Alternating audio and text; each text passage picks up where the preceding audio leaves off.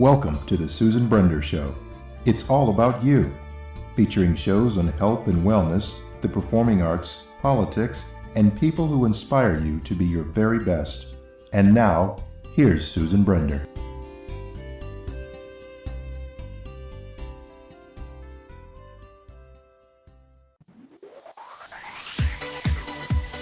This has been brought to you by Megger, a company that has been serving the electrical test and measurement industry for over 100 years.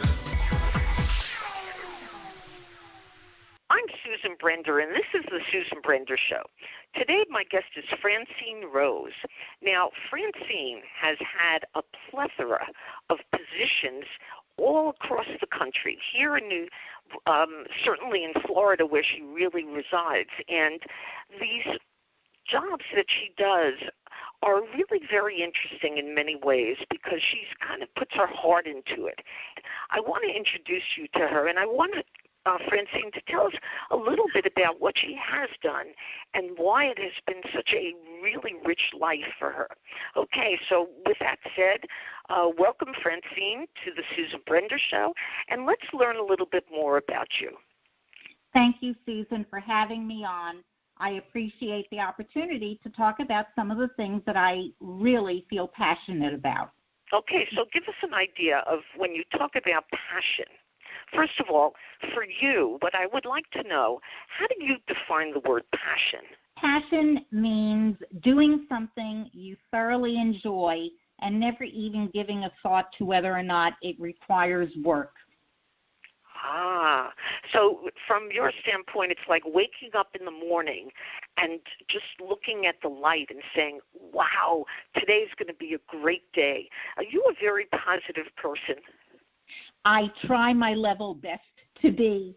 I have my down days like everybody, but I try to always see the brighter side of things, even when it's a gray day, let's say. I try to put my mindset into making believe it's sunny. Yeah, and looking at life that way is really very special because the fact of the matter is there are so many things going on in our world, things that really make people worried, scared, feeling that things are going to just go downhill because of the nature of the way our political system works and various other things work. But just let's jump into something. Now, Sure. You have become a volunteer over the last few years, and the reality is that I watched you. I'm going to tell our audience very directly. I know you, and I've watched you, and the joy that you seem to get from the work that you do, from the volunteer work that you do, is just incredibly wonderful. And so give me a sense and give our audience a little bit of a story of how that all started and what it means to you to give back to society. I started when I started volunteering after I retired from a sales business and an antiques, a retail business, a wholesale business, and an automotive business. But my goal in any of the businesses that I undertook was to put a smile on other people's faces, make it a good day. There are a lot of people who legitimately have issues to complain about, but I decided a long time ago I wasn't going to allow their issues to become my issues. I wasn't going to allow people to try to bring me down. It was much easier and more fun to try and pick up their spirit because I know how it feels to have an infusion of hope where sometimes people don't necessarily feel hope, to have light in your life as opposed to darkness, to have sun instead of gray. Mm-hmm. Yeah. Now, what are some of your most fun projects, especially from your advertising and promotion days? Because, I want people to understand, first of all, what when you say advertising and promotion days, what kind of advertising and what kind of promotion did you do? I was involved as a specialty advertising distributor. Right after I decided to start my own company, I made contact with a hotel that was attending the ASTA convention in Miami, ASTA meaning American Society of Travel Agents, a pretty high-profile group. And, of course, they wanted to be my client, a hotel, wanted the audience to be wowed. And as a novice, I said, do we have any height limitations, and defined the parameters for me so that I knew what I had to, the framework in which I had to work. I suggested that they do a test. What background did you need to do that, Francine? That's very entrepreneurial. Did you have a background in this? Did you study in your university, if you went to one, this kind of position? I had not a lick advertising experience or sales experience. I think it was something perhaps that I had seen, trade show that I had gone to, that was the inspiration. It was like, here is a pool of water that is about, say, 12 feet, and you just said, okay, I'm going to jump right in, and I'm going to give myself the opportunity to learn on the job and to be the best I can be. Is that correct? Absolutely. I would stay up till 4 o'clock in the morning raising young children and knowing that I wasn't going to have a whole lot of sleep, but I was bound and determined to be successful at this, and I knew that I had to put in the hours. It wasn't going to just come across my desk. It was something I had to work at. You know, today there are so many divorces and so many people who are unfortunately widowed at a very early age, and it seems to me that you could be an inspiration to them, because needless to say, with all of the work that you have to do when you have young children, and certainly as they, are progressing or moving forward and getting older, there's even more work to do in some ways. And so tell our audience, for those people who are trying to do things on their own without a husband who, as I said, because some people become single parents, is it possible to really be successful? I believe it is. I think that if you set your mind to making your destiny, then you will live your destiny. You kind of self-prophesy at that point in time.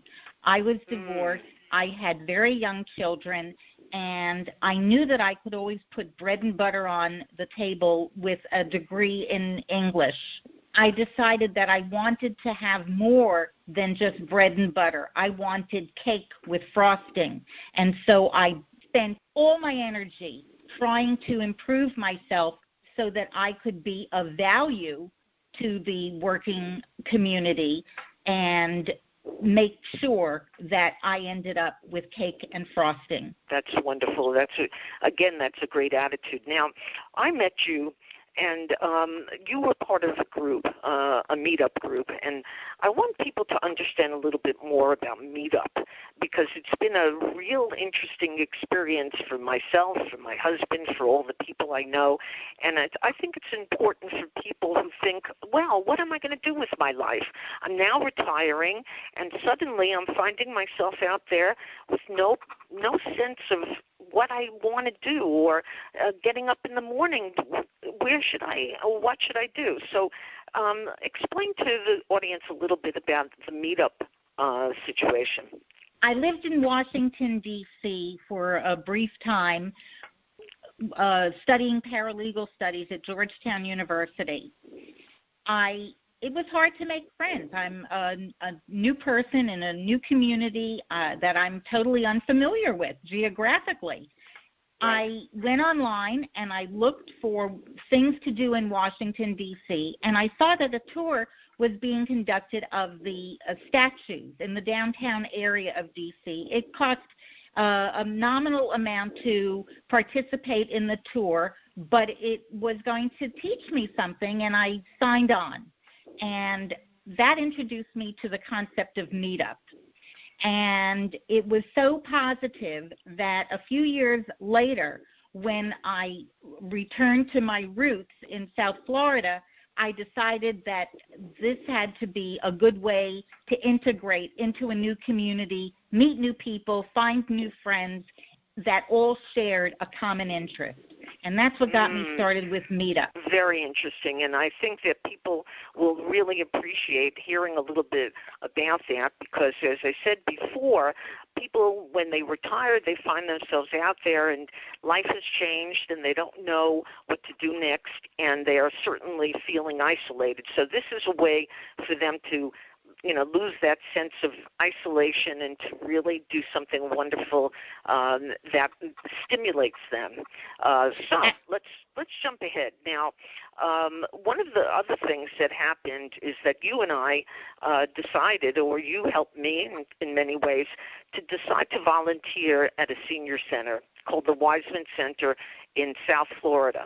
And when I went there, I just had no expectations whatsoever. And needless to say, my expectations were exceeded by like 100%. So how have you facilitated other classes at senior centers? And talk a little bit now about volunteerism, because that's really something very important for our audience. When I got to South Florida, not only did I join Meetup, but that wasn't going to take up all my time. And being an antsy kind of person or a driven kind of person, I decided that I had a lot to share with other people that would perhaps be valuable. And I contacted various organizations, and being Jewish, I contacted the Jewish Federation of Palm Beach County. I was called a couple of months later to ask if I could participate in facilitating a women's support group.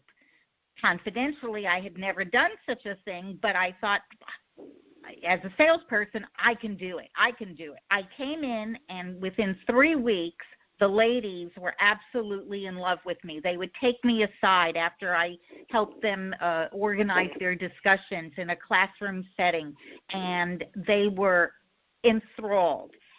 Their joy became my joy because once again I was putting smiles on people's faces. Volunteering was secondary to the fulfillment that I had, sharing my knowledge and making other people happy. Francine, people have a perception that seniors are, well, how should I say this? Because all of us are kind of now at that stage in our lives where we're probably considered seniors ourselves. But when you find yourself in a group with seniors, what is it that stands out for you? Because most people think seniors, they think dementia, they think illness, all kinds of like horrible things, that they're not particularly smart. And my experience when I worked with you at the Weissman Center in South Florida was just the opposite. You had a whole group of very interested people. They had a lot of knowledge about many things, and they were excited to be able to discuss this with each other. Interacting was the most important thing that I got the feeling that they enjoyed the most. And so from your perspective, again, tell me a little bit about working with seniors. What is your perception, and how have you built up this attitude that is so exciting? I mean, really exciting. My mother was one who seemed to always be around older people, so I guess I gained a sense of ease with being around older people, meaning people older than myself, from a very early age. Nevertheless, when I came to the Weissman Center, I was awestruck. It is a facility that encourages the continued vibrance that people, regardless of age, have to offer to the rest of their own community and to others. These were people who had successful professional careers and semi-professional careers, and were looking for, in a sense, a leader or a guide to be able to express their experiences in a positive way and share their knowledge with other people in their age group. And when you came in, Susan, it was such a boost to the egos and to the general demeanor of these elderly people that, oh my gosh, somebody is interested in what I have to say. And again, that is an extremely rewarding type of feedback. It energized the room. You know, it's a very interesting thing, again, when I think about some of the people who are on the, say, the judges of the Supreme Court, and I think about people who run our nation, are part of the political situation, and also people in various positions around the world. You never necessarily think that it's going to be older people, but certainly it is, and they can be mentors for virtually anybody. I mean, can you imagine a Supreme Court justice if you were becoming a lawyer and working for one of them just to get experience? It must be incredible. So, you know, I guess I'm bringing this up so that people in our audience understand that today, in fact, today more than ever, people who say are in their 70s or 80s are kind of like people in their 50s. Isn't that true? And don't you think it would be amazing if we used seniors as mentors so that they don't have to stay alone and think that they're not productive? Absolutely. Absolutely. I know that at my tender age, not quite 70 yet, but approaching, I'm not ready to be put out to pasture. And I think that concept that is pervasive in our society is wrong. It couldn't be further from the truth. All of us have something to offer the planet, have something to offer our community, have something to offer to each other. And I think that we need more avenues to express these kinds of desires. And I think that is what volunteerism is all about. There you go. Okay, let's turn again to this issue of volunteerism. Now, volunteerism, you know, people say, well, you know, I'm doing so much work and I'm working really hard and I work long hours as a volunteer. Don't I deserve to be paid? And how do you respond to that? I wish that there was compensation for what I do.